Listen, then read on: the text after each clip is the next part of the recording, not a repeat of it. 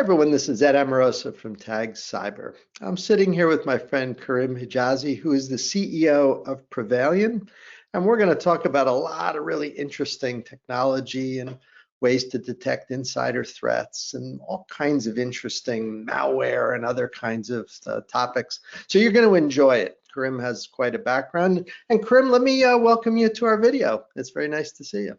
Thanks for having me, Ed. Great to see you as well. Great. Well, let's get started. First, I want you to just talk a little bit about the company. It's such an interesting collage of things that you guys do and such an interesting background. Tell us about the company, and then we can go back and dig into the technology and how the platform works. Sure. Sounds great. Yeah. So the company is called Prevailion, and it was the brainchild of me while I was sitting there watching all of these supply chain attacks manifest behind the scenes before it got to be a topic of interest mainstream wise. And it occurred to me that we could employ a similar methodology from the past, which we had done very successfully, which makes this really cool, which is instead of trying to find victims and play that whack-a-mole game that we've all been playing for 20, 30 years now, to actually pursuing the adversaries and find out what infrastructure they set up and then essentially infiltrate that. And by doing so, we can then find out who the victims are by getting the perspective of the adversary. So that usually gets everyone really intrigued. They're like, okay, that sounds either terribly, terribly aggressive and offensive, or you guys have found something really magical out to get this to work. And like it's safely the latter, which is good. It sounds almost like reconnaissance. Is that the right term to be using? Yeah, that's a safe word. I think we are definitely passively collecting telemetry from the victims that have been affected by malware and other types of actors. We're not doing any kind of incursions. Where it's slightly asymmetric, and I usually use that word for the bad guys, we finally get to use it for the good guys for once, which is nice, is that we actually are able to become part of the fabric of what the infrastructure that the bad guys set up. We become part of that, and in doing so, we sort of lurk in the same ways they do, not like a dark web company. So to be clear, we're not out there chatting with them or trying to pretend we're one of them. We're literally just receiving signals from the malware they've deployed out in the wild, and in doing so, where is this level of reconnaissance on who's infected. It's exactly right. Now, you have a super interesting background in counterintelligence and some other areas. Tell us a little bit about that, and how does that kind of lead to this kind of work that you're doing now? Yeah, I'm very lucky. I've had a really kind of diverse background. So long time in InfoSec, late 90s, doing counterintelligence work as a consultant for some government clients, but also for private sector. And a lot of folks are like, wait, private sector and counterintel usually don't go, they do go together. There's a lot of that's been around for a very long time. It's just not exactly something that's overly publicized. And back in the day, in the late 90s and early 2000s, it was partially cyber, but it was also looking for, other types of infiltration and other kinds of moles and rumor mill generation and ways that you'd sort of disinform the adversary, or the counter to competitive intelligence, if you think of it that way, where if one company is trying to subvert another for economic gain, you would send them off on a wild goose chase. So my life has been really exciting because I've watched a lot of the things that were not cyber move into the cyber realm due to speed and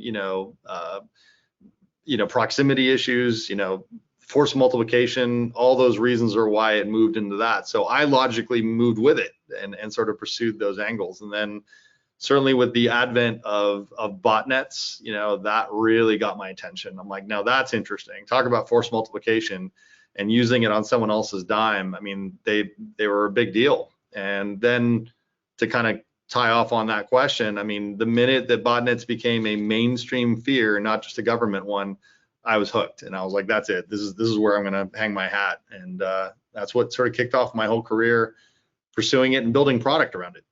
That is very cool. Now, where do you pick up these signals? Like, are you sitting on networks? Are you sitting on apps? Are you sitting in enterprise? What's the best place to collect this information?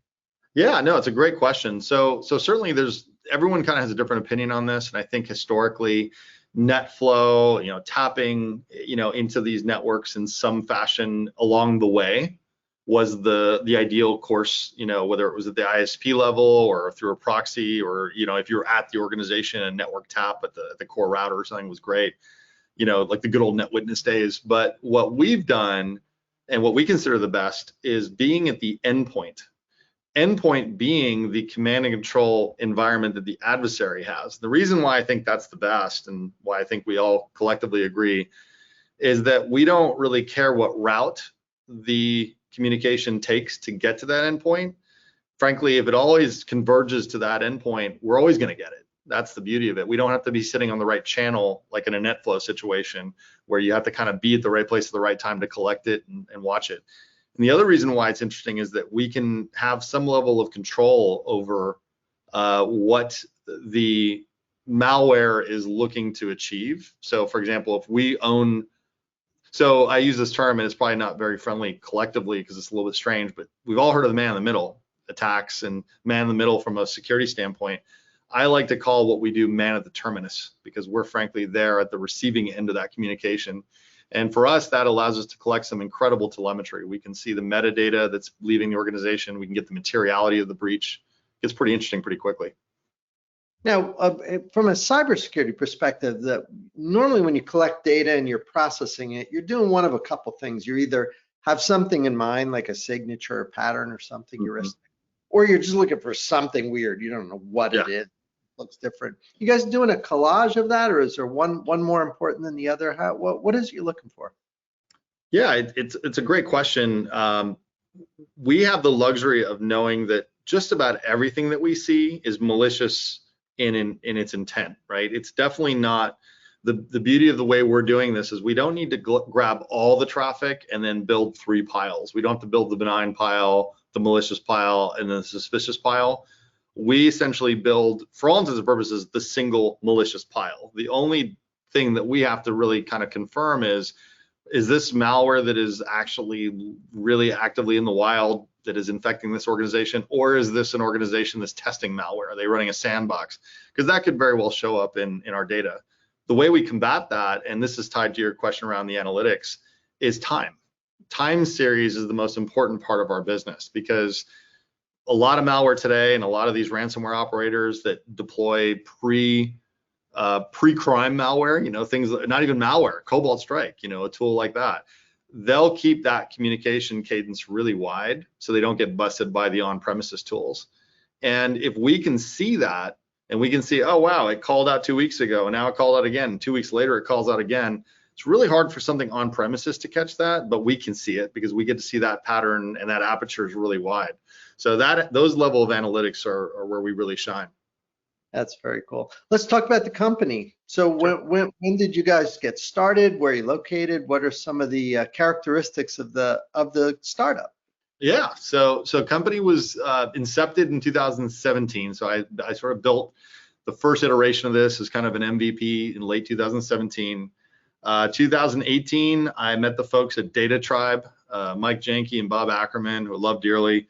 They really fell for what we had. They were like, this is amazing. If you've got real data here, then you've got an investable product. And quite frankly, I didn't even know that I was going to be starting a new company. I honestly was experimenting just to see what I might be able to get. And lo and behold, the data was so interesting that it inspired them to invest. So the company was actually founded again as a C Corp when we took that first round of investing on in Maryland near Data Tribe. We iterated on the product for about a year. We then did an A round that Bob led with Aegis Cyber in 2019. Did the same thing, grew again, classic kind of expansion contraction as a startup does. And of course, COVID hit. I reside in Houston, so I ended up sort of recentering the headquarters for the company here in Houston, Texas. Which has been good. There's a wonderful talent pool across all of Texas, be it Austin and other places. So it's been wonderful. And we've been on a tear ever since. And the data has only gotten bigger and more richer. Unfortunately, I hate to say it, because of how prolific the cybersecurity threat or the threat in general has become. Do you find that any particular sector or size of company is interested? My mind immediately goes to big companies. Mm-hmm. I'm curious. In addition, I'm sure big companies interested, but how far down market can you go with this kind of thing? Yeah, so theoretically, we can go as down market as to you and I sitting at home on our own home networks or even our phones, which actually is indeed where we've landed too, because work from home has changed the dynamics entirely, right? So, the home environment has unfortunately become the extended perimeter of most of these large corporates, and even small businesses, right? Even if you're a small law firm and you're taking home your laptop, and even if you've got a VPN set up, that VPN is simply a tunnel to conceivably an infected environment, which is your home environment, because rarely do home environments have good security. So we definitely have the capacity to look at everything. And best way for me to frame this is that we don't get to choose what we see. The malware that infects these organizations dictates what we're able to collect and see. So in a lot of ways, whether we like it or not, we see a lot of home users infected. We see huge corporations in Fortune 10s, 50s, 100s, 500s infected. And we also see the smaller SMB market really, really compromised. And that's actually, as of late, inspired an entire new area of business for us along the lines of insurance, because that's where they need it. And that level of fidelity and information is where we're getting really good traction. The actuarial nature of our data is really powerful. I would imagine customers want to ding a bell when they just have like some alerting in real time. Am I thinking about that right? Like you pick something up and I would know very quickly that something's going on. Is that the mechanics? It is the mechanics of it. I think that the funny part about it, there's the scientific use of the data, which is exactly what you said. They do that. They want that level of alerting for their own organization as well as their partner ecosystems and supply chain partners, so they can preempt infection from a partner. If a partner's infected, they can then know about that in advance of them getting infected. Then there's the emotional side. And what's really challenging, quite candidly, is that what we do is so completely unorthodox to what typical network defenders think about in terms of what is already in communicating out. It's hard for a lot of folks to realize that, unfortunately, with all the security they've bought, they're still hemorrhaging data. So usually there's a bit of a stages of grief effort we go through with everyone we tell that we have data on, but then once they embrace it, yeah, the alerting is critical, because if they can catch what we identify in early stages, we can do things like preempt ransomware altogether. So it's incredibly important. Well, let's talk. So this idea of ransomware and where we're all going with this, is this kind of a hint as to the way we need to stop these crazy attacks that happen all the time? Is it really, because analytics is what you're doing here, right? You guys are really doing, these are algorithms that are trying to stop what's going on. But is that sort of the key, like just having some advanced capability that can use automation analytics to get ahead of these attacks? Is that the secret? Yeah. I believe it is. I think reducing dwell time, we've all heard that terminology. That is it. If you can get, you brought up this point in the beginning of the conversation about reconnaissance. So as much as we do reconnaissance, unfortunately, the bad guys do as well. They tend to get themselves into these environments that they intend to use either as a hot point to their intended target, or they're going to do reconnaissance of the intended target and then take their sweet time to then deploy the next stage of the infection. And because we offer visibility into that reconnaissance of the bad guys, that gives network defenders and incident responders the means to act fast and get rid of it. And 100% with you that the awareness and the preemptive nature of knowing what might be coming down the pipe or what is in an early stage is the key to stopping them. I really don't think that, unfortunately, the castle and moat strategy has been successful. This idea of keeping them out, as much as I wish that worked, it just hasn't. So now it's an issue of getting them out as fast as possible once they're in. One thing I didn't ask, I assume that your platform probably connects up and integrates with other things that you'd have in the environment, right? Because it was also rigged up with SIM and SOARs and IAMs. Yeah, absolutely. And I would imagine you have connectors and stuff that's good. That makes we sense. do. And just to put a finer point on that, because it's a great topic here, is that we act almost like a highlighter, or we can superimpose on people's existing logs and highlight what is of importance and what should be prioritized. So 100% with that. Now, there's probably some people listening who think, well, maybe I'd like to take a look at this. What's the best way for them to be in touch? Do you have either on the website, or is there a sales team that they can be in touch with? Absolutely. Yeah. I mean, the website is probably the best place, prevailion.com. Otherwise, certainly, an email, info@Prevailion does deliver. We have a catch-all for any of that. But we are pretty prolific out there. I don't know that there's many that haven't seen my ugly mug out there doing a lot of press. So, yep, you certainly can find us on LinkedIn. There's conduits just about everywhere you get to us, but website certainly is probably the best.